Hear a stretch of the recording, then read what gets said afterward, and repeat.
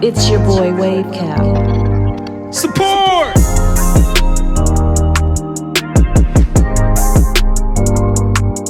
What's going on YouTube? It's your boy WaveCap George and I'm back with story time. Y'all know I grew up in Detroit back in the 80s and shit.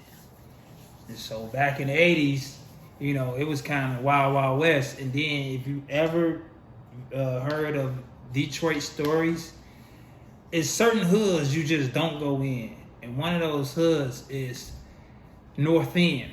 Now, North End is separated by 4 entities. You got down the way, you got Indians, and you got Cowboys, and then you got Ghosts. The Charlestons, we stayed on each end. We stayed on, down the way. We stayed on. Some of us stayed on Cowboys, and we grew up. We was born. My peoples came from Alabama, from Detroit, and they moved in Ghost. It wasn't Ghost at the time. I think it became Ghost Town like back in '92 when they made that movie Zebrahead. If you ever watched Zebrahead, they shot it in Ghost, when Ghost was the beginning of Ghost. Like all the houses was getting torn down. It was nothing but big ass open field. Like you can get from motherfucking you get from Kniff and Kniff and 75 to Holbrook and Oakland, straight field. You think I'm bull? I'm about to show you how you can get from 75 and Kniff, all fields, to Holbrook and Oakland, right? All right. You start off on Hindle. Like as soon as you cross the bridge, that back street is Hindle. You can take Hindle Field, right where my man Bud, shout out to Bud the mechanic, right by his shop. You can take that boy, boom, shoot across, going across Russell, go down about maybe half a block. Then you got I'm saying Hindle. It's not Hindle. Hindle is the street before Russell. It's the street. If you're coming from the if you're coming from the tracks, what's that back street? Oh my God, is that Greedy? I think it's Greedy. I'm not 100% sure. Dang, what's that street? But it's that street. Then it's Russell. Then it's Hindle. Then there's all the others. All right, but you cut through. You're going past Russell. You're going right there at Hindle. Matter of fact, that little spot used to be where the biggest clubhouse in Ghost North End history ever. It's like 2-story, big, right in the middle of the field. So you passing that. You're going in Ghost. Now, the park is nothing but field. So you're going through there. Boom, boom. You shoot across Bradley, going into Delmar, right there. Then you shoot from Delmar, going across to Cameron, shoot down a little bit in the field.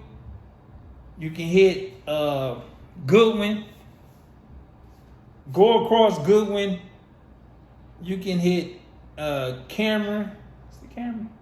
Cameron, then Goodwin. Cameron, then Goodwin. Then you go a little bit, up a little bit, past the liquor store, and you can hit that little field right there. Boom, you right there. And what's the name? That was the smartest way to dodge Negroes, for real, for real. If you try to go through the hood, you should hit the fields, because when you hit the fields, you look like you belong over there if you hit the field. Hit the field. If you ain't know nobody and you want to go through the end and you're trying to get to Holbrook, but once you get to Holbrook, there's no fields you can go through to get to Woodward. So you had to go through either Holbrook, Josephine, Holbrook, or Keene. Once you get on that block, you have to go in the hood. And if you go in that hood, you need to know somebody in the hood. Matter of fact, you need to go over somebody's house immediately before you get down the street to any of those blocks. Cause you can run into, you got Josephine niggas, you got us, then you got the King niggas. Well, you might as well say back in the days when we was growing up, when I was growing up, it was Josephine, us, because we ran Holbrook, King,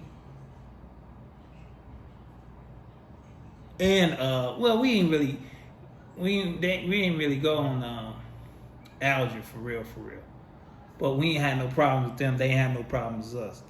Us and Josephine used to use scrap all the time. Not a lot, but you know, we had our little shenanigans or whatever. Boom, whatever.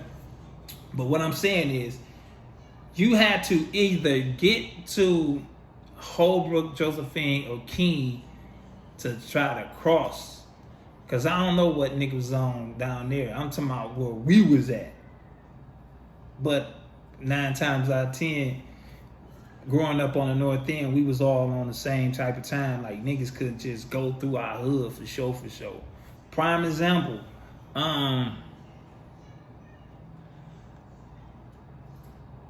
This is wild. This is wild. For real. Straight up, no bull crap. We was getting, it's embarrassing, but we was kids when you know no better. We was getting out of Bible study. I mean, not Bible study, choir rehearsal. Yeah, we used to sing in choir. My granddaddy didn't play that. We was all in the choir. Even had all the ghost people that was old enough that matched with the Charleston, they sung in the choir or whatever. Boom. But we was in choir rehearsal. We just got out of choir rehearsal. My granddad downstairs talking to either pastor or deacon, one of them, somebody, Deacon Dates or Draper or Pastor Isaac, one of them, somebody, anybody. But anywho, these guys was trying to walk through ghosts to get to Hamtramck, but they didn't hit the field. When I tell you that them ghost niggas, we was there too though, but majority of the ghosts, them niggas told them boys up out the frame, bruh. I'm talking about beat the brakes off them Negroes. Like, I had to been like about 8, 9 years old, 10, something like that. Between 8 to 10, I was one of the age. And when I'm telling you, they beat the brakes off them boys. Because they ain't know them. Nobody ain't know them. Like, what you walking through this hood for? I say that to say this, right? When me and my girl went to one of the dangerous places to eat, in the back of my mind, I'm like, damn. We in the hood. And I don't know nobody. And I got a camera where I got my girl phone recording. Like, she didn't even want to bring her camera. She's like, no, we gonna record off the phone. So we recording in the hood, like smack dead in the hood. Not like I'm off the freeway. No, you had to go like at least 3 blocks off the freeway and to go in before you get to this Coney, or no, I call it Coney, but this Monster Burger. In the back of my head, I'm thinking like, dang, dude, I'm going into somebody's hood that I don't have no idea who stay over there. I hear Crip Mac talking like how dangerous it is over there. And in the back of my head, I'm like, dang, man, I used to be like this. Like, if anybody came in my hood, well, it was a collective thing. It was us. And if anybody came in my hood, you didn't belong there. It wasn't good for you at all. And I'm like, Lord, yeah, you're definitely right. I pray, like, man, I remember all the stuff that I did. Please don't let this be the day with my girl, but I gotta get accountable or held accountable for my actions when I was a kid. You know how when you do something, you think you get away with it, but karma comes like later on in life? I thought this was one of those days that I was going to get my karma. But blessed be to God that he didn't allow what I did as a child affect how I am as a man. And it didn't do what I did when I was a child. It didn't affect me now. Because I did a lot of crazy stuff, right? Mind you, boom.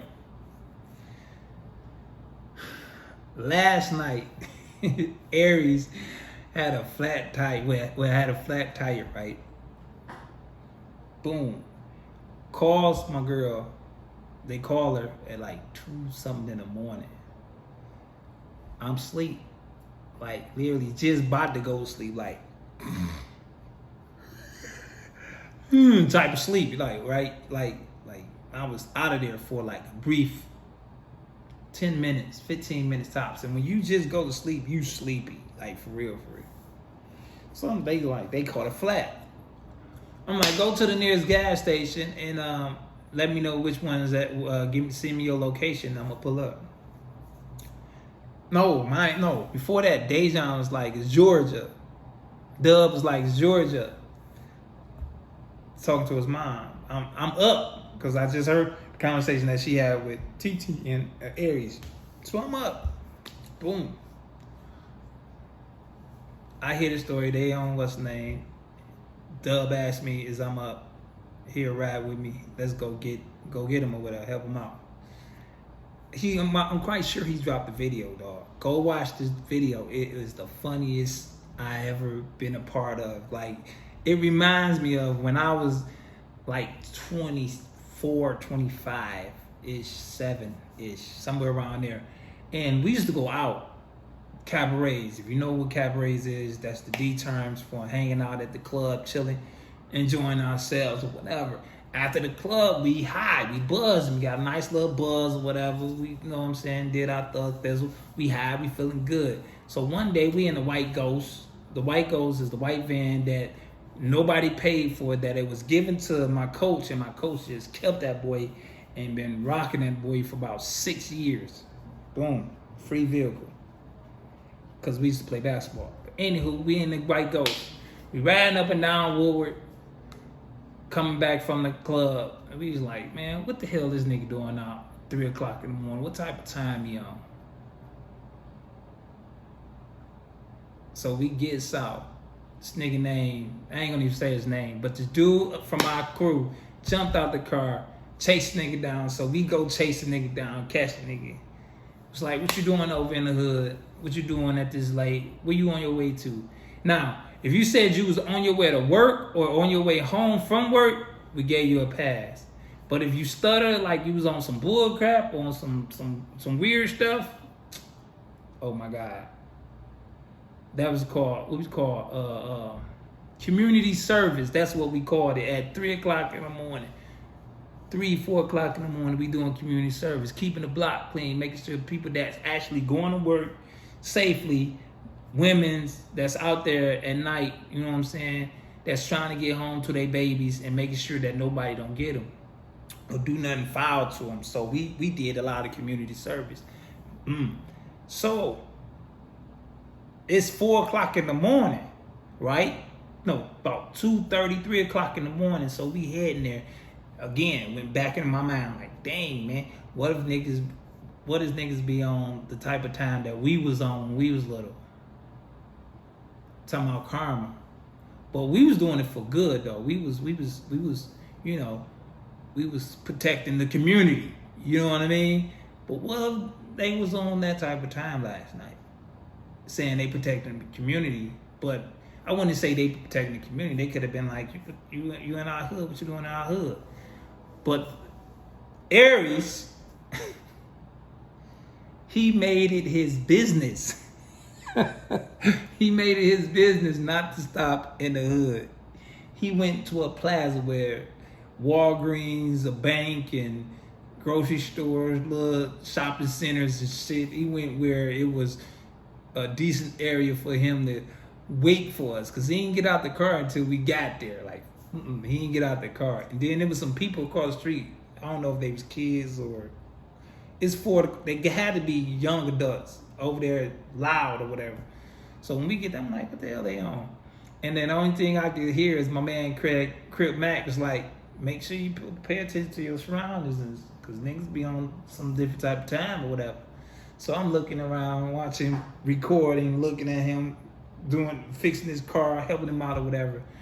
all I could think about, like, damn, in the back of my mind while doing this, being composed, like, man, nigga, grown ass man ain't scared. But at the same time, I'm not scared. I'm just making sure nothing don't pop off. In the back of my mind, I'm like, dang, could this be one of those times where my karma come back and, you know, get me for what I did back in the days? But glory be to God. Again, it did not happen. He was able to crack jokes, talk junk, watch him fix his car because he didn't know what he's doing. Basically tell him how he need to, you know, change the tire or whatever. So he changed the tire. We talking junk. Boom. We leave. Everybody get home safe. I come home. Kiss my baby again. God allow me to see another day. Boom. All is well. So basically what I'm saying is, man, things that you may have done in your past, right, can come back and bite you. Karma can come back and get you. So the moral of the story is, don't let your past catch up with you, for real, because it could be bad. Like, you know how people be out here robbing people. Karma come and get you. Somebody come either rob you or kill you, or rob you, take more than what you took from them. You know what I'm saying? Somebody you love life or whatever. I'm just glad that, you know, karma didn't come back and bite me.